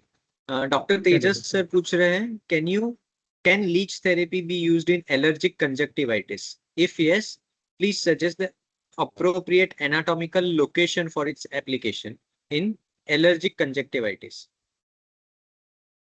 ये जो है एलर्जिक कंजक्टिवाइटिस में मैंने खुद बहुत सारे पेशेंट को इस्तेमाल किया, और जो हमारे दोस्त थे ईएनटी में, मतलब जो ऑप्थल में प्रैक्टिस करते हैं, उनको भी मैंने वो पूरे वीडियोस फोटोग्राफ भेजे। एलर्जिक कंजक्टिवाइटिस में अपने को मतलब ऐसा नहीं कि वो आंख में ही लगाना चाहिए, मैक्सिमम टेंडरनेस, मैक्सिमम उसको लालपना कहाँ पे, वहां पे लगा सकते हैं अपन। जैसा कि लोअर आईलिड के नीचे, अपर आईलिड के ऊपर, आईब्रो। अभी ये एलर्जिक कंजक्टिवाइटिस में अपर आईलिड में दो लगाना, छोटी छोटी नीचे की तरफ से दो लगाना, राइट में और लेफ्ट में, मतलब ऐसा कम से कम 8 लिस्ट तो लगनी चाहिए। राइट आई में 4 और लेफ्ट आई में 4। और रही बात ये एलर्जिक कंजक्टिवाइटिस में कितना सीटिंग देना चाहिए, अभी उसका हीमोग्लोबिन देख के, उसकी सीवीटी देख के, मेरे हिसाब से 2 से 3 सीटिंग में 100% उसको अच्छे रिजल्ट मिलेगा। ठीक है। नेक्स्ट क्वेश्चन है आपके कांटेक्ट डिटेल के बारे में सर। तो आपका कांटेक्ट नंबर हम ग्रुप में शेयर कर देंगे। फेस पर 94। सर मैं शेयर कर दूंगा सर, मैं शेयर कर दूंगा। फेस पे कितने एरिया कवर करना चाहिए और स्कार रिजॉल्व कब होता है और कितने ड्यूरेशन बाद कर सकते हैं? Nida, doctor Nida, your question seems little bit confusing even to me. अगर आप अनम्यूट करके आप डायरेक्टली ही सर से पूछ ले क्वेश्चन तो बेटर होगा। Anand, if you can unmute doctor Nida. But sir ये क्वेश्चन तो ऐसे लग रहा है कि फेस पे कितना कितना फेस कवर करना चाहिए ऐसे लिखा है, और स्कार जो लीच के बाद होता है वो कितने दिन में रिजॉल्व होता है? चलेगा, बताओ फिर। ये सर। ये देखो, अभी फेस पे अपन किस चीज के लिए लगा रहे, जैसा कि एक्ने वल्गरिस के लगा रहे, या मेलाज्मा पे लिए कि मेलाज्मा के लिए लगा रहे, या टीनिया अल्बा के लिए लगा रहे। ये देखो, जैसा कि एक्ने वल्गरिस पे हम लोगों ने एक मतलब फेस पे कम से कम 8 से 10 लीच लगाई है। जहां पे मैक्सिमम एक्ने दिख रहे वहां पे लगाना चाहिए। मेलाज्मा जैसे कि दोनों साइड चीक पे और फोरहेड पे, वहां पे लगाना चाहिए। और रही बात वो कितना लगाना, वो तो डिपेंड्स करता है एरिया कितना है, हीमोग्लोबिन कितना है, उस हिसाब से, और कितने दिन से, जैसे कि अभी एक्ने वल्गेरिस वो फर्स्ट ग्रेड है, सेकंड है, थर्ड है, तो अगर क्रोनिक है तो ज्यादा से ज्यादा लीच लगाना जरूरी है, और कम एरिया है तो उसको 3-4 ही लगा सकते हैं। और रही बात उसका जो स्कार है, स्कार कितने दिन में जाता है, मेरे हिसाब से लीच थेरेपी देने के बाद में अगर लीच नेचुरली निकलने तक उसको रखा, अपन ने आर्टिफिशियली नहीं निकाले उसको, हल्दी डाल के किसी को जाना है जल्दी निकाल लो, या नमक डाल के जल्दी निकाल लो, ऐसा किया तो उसका स्कार बड़ा होता है और वो जाता नहीं। लेकिन जब नेचुरली लीच छोड़ती है तो उसका स्कार 100% 10-15 दिन में जाता ही है। और उसके लिए हम लोग क्या करते हैं, चेहरे के लिए, स्पेशली चेहरे के लिए ना, टैबलेट काइमोरोल प्लस नहीं तो इमेंजन डी 3 या 5 दिन की उनको लिख के रखते हैं। उनको बोलते हैं कि अगर तुमको कहीं जाना है, जल्दी है, तो ये 3 से 5 दिन तक काइमोरोल प्लस या इमेंजन डी ले लो, वो तुरंत खत्म हो जाए। ठीक ठीक सर, नेक्स्ट क्वेश्चन है। यस या यस डॉक्टर स्नेहिल, मैंने माइक अलाउ किया है ओके। डॉक्टर नीदा को। Nida, if your query is answered, please don't unmute. But अगर आपको और कुछ डिटेल चाहिए सर से ये स्पेसिफिक क्वेश्चन में, तो आप पूछ सकते हैं। Doctor Sandeep has raised the hand Anand, but I will take next question till then. Leech के बाद सर इन्फेक्शन हुआ तो क्या कर सकते हैं? लीच ने डीप इंसर्शन किया तो इसके ऊपर भी आप थोड़ा डिटेल दे सकते हैं कि लीच कितना डीप इंसर्शन करता है, और उसके बाद अगर इन्फेक्शन हो जाए तो क्या कर सकते हैं? सबसे इम्पोर्टेंट बात है कि लीच अपन लगाते टाइम एरिया कौन सा है, उस हिसाब से मैंने पहले बोला कि अपने पास स्मॉल, मीडियम और लार्ज साइज लीच चाहिए।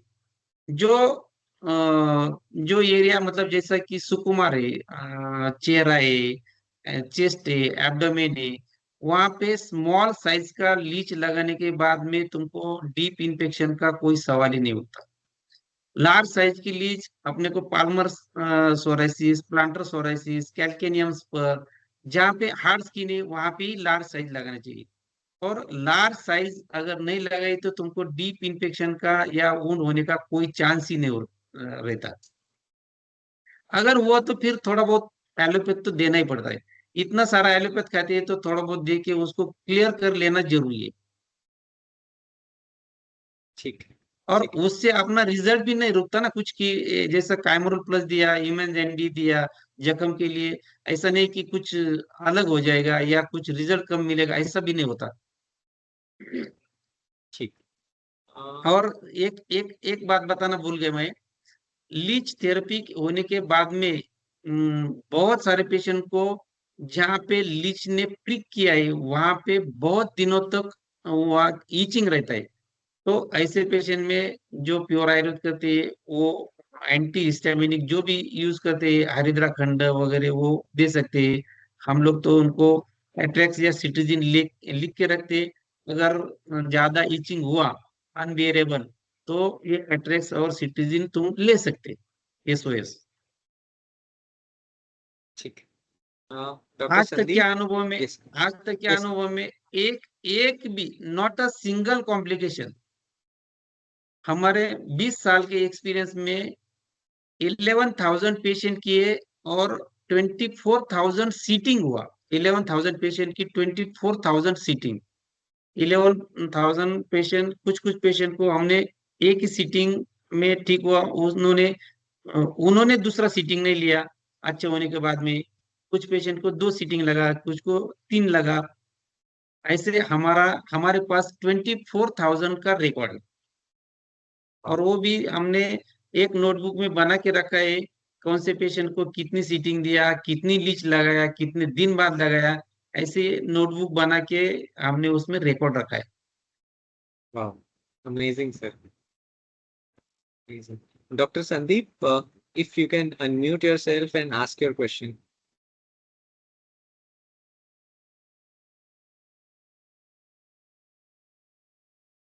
डॉक्टर संदीप। डॉक्टर संदीप, आप को माइक अलाउड है, आप अनम्यूट करके बात कर सकते हैं सर।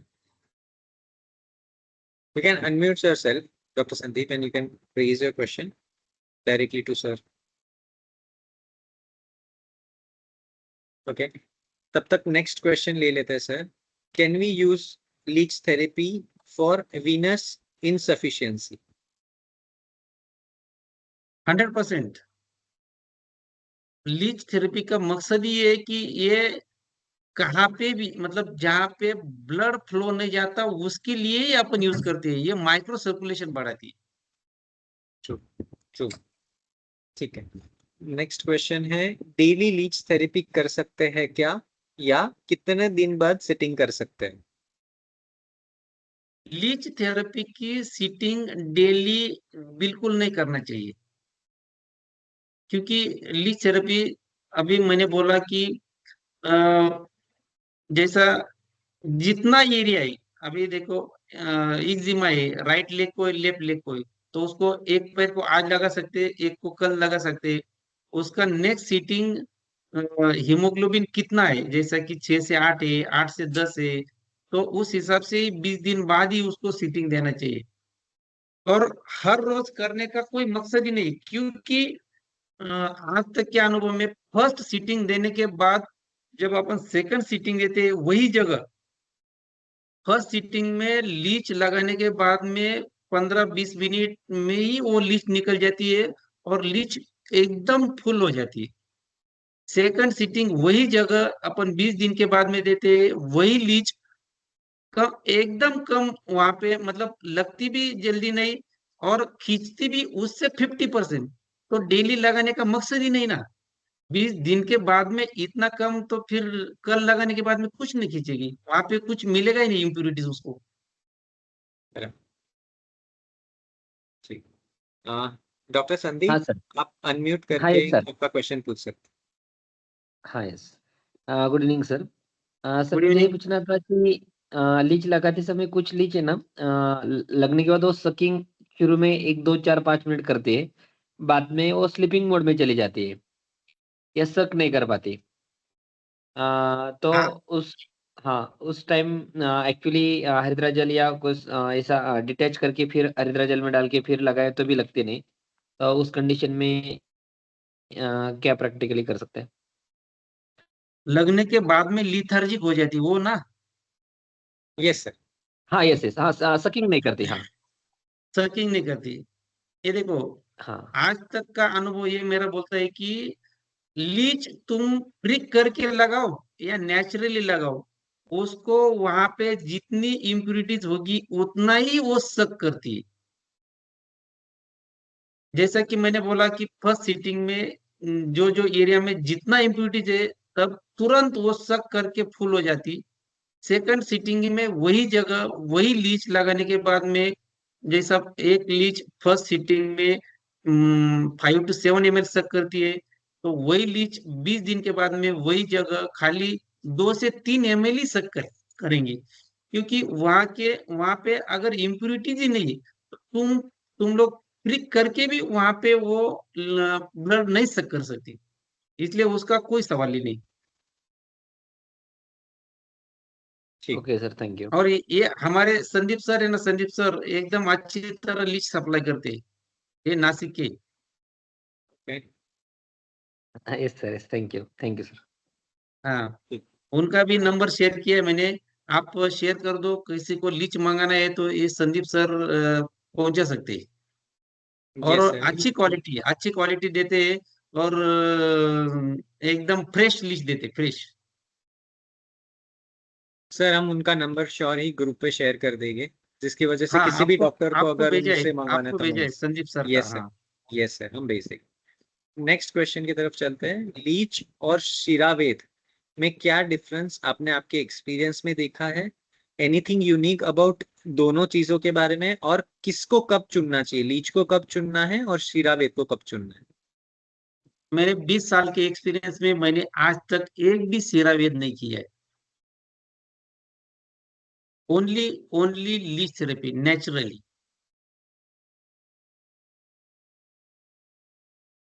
और आपको यकीन नहीं आएगा, मैंने सेरावेद न किया है न देखा है। ओके। ठीक ठीक है। नेक्स्ट,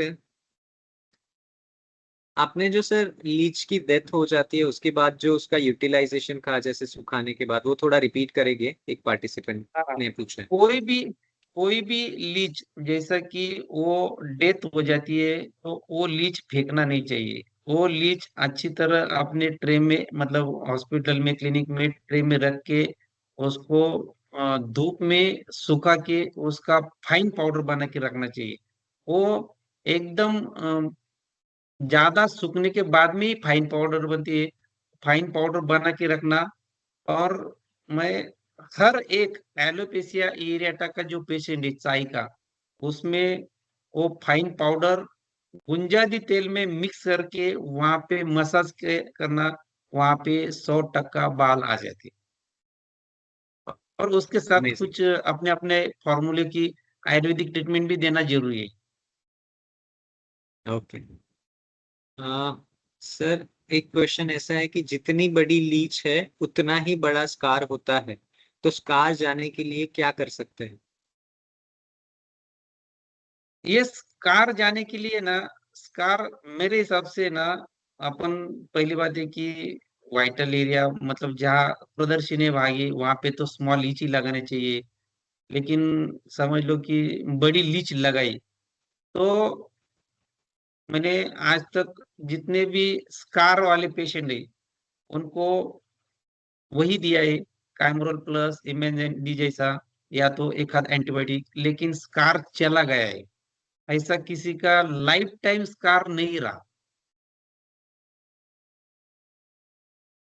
ओके सर, यही आपने जो बात कही उस पे एक क्वेश्चन है डॉक्टर ऋषा का, कि स्काल्प पे जब, हेड पे जब लीच लगाई तो 15 डेज में स्कार रिजॉल्व हो गया, बट बटक्स पे लगाया तो 2 मंथ्स तक भी स्कार वैसे का वैसा ही है, तो क्या करें?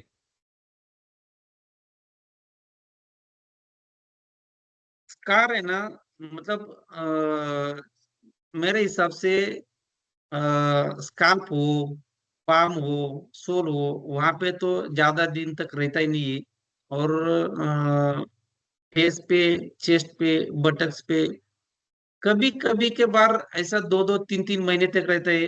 तो हम लोग है ना उसके लिए अपना हिमालय की एक ब्लिमिनर क्रीम है वो लगाते। नहीं तो एक चरक फार्मा की मिनी स्कार क्रीम है वो लगाते, उससे स्कार चला जाता है। ओके ठीक है सर। अ, क्या लीच की स्पीशीज डिपेंड करती है कॉम्प्लिकेशन पर? अभी सच्ची बताऊं तो अपने को लीच सप्लायर है, इसलिए लीच कौन सी क्या स्पेसीज ये वो, मतलब हमने तो कभी ऐसा देखा नहीं। जो पहले से लाके देते उनसे ही भरोसा करके हम लोग लीच लगाते। लेकिन लीच लगाते टाइम थोड़ा ध्यान रखते हैं कि लीच लगाने के बाद में उसको कुछ तकलीफ हो रही कि नहीं। वो पहले 2 मिनट तक उसकी तरफ ध्यान देना जरूरी है। उसको वहां पे इचिंग हो रही है, उसको वर्टाइगो हो रहा है, वहां पे उसको तुरंत सूजन आ गई, ऐसा कुछ लगा तो उसको तुरंत हल्दी लगा के निकाल लेना जरूरी है। लेकिन ऐसा हम लोगों की भी पता ही नहीं कि ये कौन सी स्पीसीज क्या है। हम लोग तो खाली जो ब्लैक लीच है, जो ताम्र कलर की लीच है, वही मंगा के वही एक्टिव लीच है वो यूज करते हैं।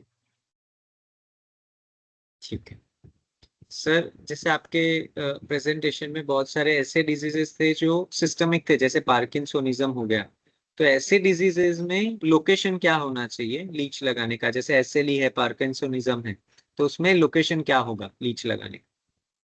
पार्किंसोनिज्म ने ना, हमने पेशेंट को अभी उनका मतलब ट्रेमर्स दोनों हाथ में भी था और पैर में भी था। तो ऐसे पेशेंट में हमने क्या किया, आज एक हाथ और कल एक हाथ को ऐसा 5-6 लीच लगाया। फिर सेकंड सीटिंग के टाइम पे उनके दोनों पैर को लगाया। सेकंड सीटिंग 20 दिन के बाद में दिया। सेकंड सीटिंग में हाथ को नहीं लगाया। और उसके 20 दिन बाद फिर हाथ को लगाया। फिर उसके 20 दिन बाद पैर को लगाया। मतलब एरिया कवर किया और 3 महीने में उसको कम से कम 60-70% रिजल्ट मिला। ओके, ठीक। डीवीटी पेशेंट में कितने समय के बाद लीच थेरेपी रिजल्ट दिखा सकती है? What's the interval any how and how many times we can apply leech DVT patient? Vein thrombosis में अभी डीवीटी में जो डॉपलर करते हैं उसमें ऑक्लूजन कितना परसेंटेज है वो भी मायने रखता है। ऑक्लूजन कितना है डीवीटी में, डीप वेन थ्रोम्बोसिस में, समझ लो। मतलब मेरा अनुभव ये बोलता है कि डीवीटी होने के बाद में उसके सिम्टम क्या क्या है, जैसा कि उसके पैर को कालापन आया है, यहाँ पे वहाँ पे एक्जिमा जैसा तैयार हुआ है, उसको वहाँ पे इचिंग है क्या, कितने दिन से है, उस हिसाब से डिसाइड होता है। और उसका हीमोग्लोबिन कितना है। अगर समझ लो डीवीटी एक ही पैर को है तो उसको कम से कम मतलब ज्यादा से ज्यादा लीच लगाना जरूरी है, 6 से 7 लीच लगाना चाहिए। अगर हीमोग्लोबिन उसका अच्छा है तो सेकंड सीटिंग 10 दिन के बाद में तुरंत दे सकते हैं अपन। थर्ड सीटिंग सेकंड सीटिंग के 20 दिन बाद देना जरूरी है। ये पेशेंट की सीविरिटी कितनी है उस हिसाब से अपन ने उसकी सीटिंग डिसाइड करना चाहिए। ठीक। एक डॉक्टर श्रीपाद का क्वेश्चन है sir, sometimes with all the efforts we find it difficult to apply the leech and it doesn't bite and does not continue to suck. मतलब लगती ही नहीं है या बाइट ही नहीं करती, बहुत सारे प्रयत्न किए, तो ऐसे कंडीशन में क्या करना चाहिए? यही तो बड़ा प्रॉब्लम है। और हमारे पास क्या हुआ, नसीब से बहुत अच्छा और एक्सपर्ट स्टाफ है, हमारे मैडम है। ये लोग बहुत आसानी से और सही एफर्ट्स लेके लगाते हैं, इसलिए इतने सारे पेशेंट मैं करता हूँ। और इसमें क्या होता है, पहले तो नेचुरली लगा के देखना चाहिए, उसकी बहुत अच्छी टेक्निक है। वो वीडियो दिखाए ना, वो हाथ में कैसा पकड़ के उसको मुंह ऊपर से अपने उंगली से कैसा उसको वहां पे दबाना, ये एक टेक्निक है। अगर नेचुरली नहीं लगा तो अपना शुगर अपन बेसल रैंडम करते हैं ग्लूकोमीटर से, तो वो पेन लेके, क्योंकि वो जो पिन प्रिक होती है वो नीडल, तो वो समझ में नहीं आती, उससे थोड़ा प्रिक करना। अगर उससे भी नहीं हुआ तो क्यूबाटल से 1 ml ब्लड लेके ग्लोव्स पहन के तुरंत वहां पे ड्रॉप डाल के फिर वो लगा सकते हैं। अभी ये 3 मेथड से हम लोग 20 साल से काम कर रहे हैं, इसके अलावा कोई मेथड की जरूरत नहीं पड़ी आज तक। लेकिन एक बात है कि ये लीच लगाने के लिए पेशेंट को लेने के बाद में उसको आधा घंटा देना ही पड़ता है, कम से कम। ठीक है सर, गाउटी आर्थराइटिस में हम लीच लगा सकते हैं और उसका लोकेशन क्या होगा अगर लगाना है? अभी गाउटी आर्थराइटिस में तो ज्यादातर कैल्केनियम जगह पेन रहता है, या छोटे छोटे जोड़ों में दर्द रहता है। मेरे हिसाब से गाउटी आर्थराइटिस हो, रोमेटॉइड आर्थराइटिस हो, ऑस्टियो आर्थराइटिस हो, जहाँ पे ज्यादा टेंडरनेस से वहां पे लगाना जरूरी है। अगर उसका एज भी अच्छा है तो तुम लोग एक दिन मतलब एक एरिया 6-7 लगा के, दूसरे दिन 6-7 लगा के दूसरा एरिया, ऐसा कवर कर सकते हैं। हीमोग्लोबिन अच्छा रहना क्यों जरूरी है, क्योंकि अगर हीमोग्लोबिन अच्छा है तो वो पेशेंट को बिल्कुल कॉम्प्लिकेशन नहीं आता, वर्टाइगो नहीं, गिडीनेस नहीं, टिंगलिंग नमनेस नहीं, हाइपोटेंशन नहीं, कुछ भी नहीं आता। ये टोटली ब्लड डोनेशन जैसा काम है। और ठीक। मैक्सिमम टेंडरनेस जहाँ है वहां वो लीच अप्लाई करना चाहिए। ठीक। सर डॉक्टर अश्विनी का पूछना है, sometimes leech leaves transparent sticky discharge, is leech good और बैड? मतलब ये लीच अच्छी है कि बुरी है अगर वो ट्रांसपेरेंट स्टिकी डिस्चार्ज अगर पास करती है तो? सबसे अच्छी, सबसे अच्छी। वो मतलब हम लोगों ने कैसे देखा कि अगर ऐसे है तो इसका मतलब ये कि वो एक्टिवली पानी में जो भी क्षार है वो सब करती है बराबर से। ओके, ठीक है। एक ही लीच को दूसरे पेशेंट पे यूज कर सकते हैं? 100%। इसके लिए अपने पास लीच बहुत ज्यादा चाहिए। अभी जिसकी जिसकी प्रैक्टिस उस हिसाब से उन्होंने रखना चाहिए, 50, 100, 200। हमारे पास ऑलरेडी 600 से 800 तक लीच रहती है, और वो 10 डिब्बे बना के रखे है, फर्स्ट से लेके 10वें नंबर तक। फर्स्ट इसमें जैसा कि 100 लीच है, सेकंड में 100 लीच है। फर्स्ट डिब्बे का इस्तेमाल होने के बाद में उसका 11वां नंबर आता है वो डिब्बे का। तो इस हिसाब से चलता है। और जब 10वें नंबर का डिब्बा यूज करते हैं तो तब तक 2 महीने आ जाते। तो शास्त्र में तो 7वें दिन ही लिखा है कि यूज कर सकते हैं, लेकिन हम लोग 1-1.5 महीने बाद ही यूज करते हैं। आज तक के अनुभव में तो हमने तो सब कुछ हाँ, मतलब एक लीच दूसरे को भी यूज कर किए, कभी किसी को कुछ इन्फेक्शन नहीं हुआ। क्योंकि सबसे इम्पोर्टेंट बात ये कि अपने को ज्यादा डर रहता है HIV का। HIV वायरस मतलब ये जो है HIV वायरस मानव जात छोड़ के किसी भी प्राणी के शरीर में जीवित नहीं रहता, मॉस्किटो में जीवित नहीं रहता। ओपन एयर में ये 8 सेकंड ही जीवित रहता है, इसलिए उसको कोई इन्फेक्शन सवाल ही नहीं। और ये जो लीच है ये सक करती है, ये छोड़ती नहीं है। छोड़ने के लिए उसको हल्दी में डुबाने के बाद में ही छोड़ती है, इसलिए ये इन्फेक्शन किसी को होने का सवाल ही नहीं। भगवान की कृपा से उसके सलाइवा में हिरुडिन ये एंटी इंफ्लेमेटरी तत्व है, तो इसके लिए एक का इन्फेक्शन दूसरे को होने का सवाल ही नहीं उठता।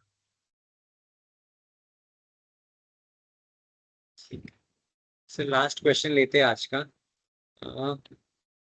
बटक्स में इंजेक्शन लिया था और उसकी वजह से गांठ हो गई, और वो गांठ पेन कर रही है। सो शायद वो गांठ वो नर्व को प्रेस कर रही है, इसलिए पेन है। तो ऐसे कंडीशन में लीच थेरेपी का फायदा होगा क्या? कोई भी गांठ हो, कोई भी सेलुलाइटिस हो, लीच थेरेपी का यूज ज्यादातर आमावस्था में ही होता है।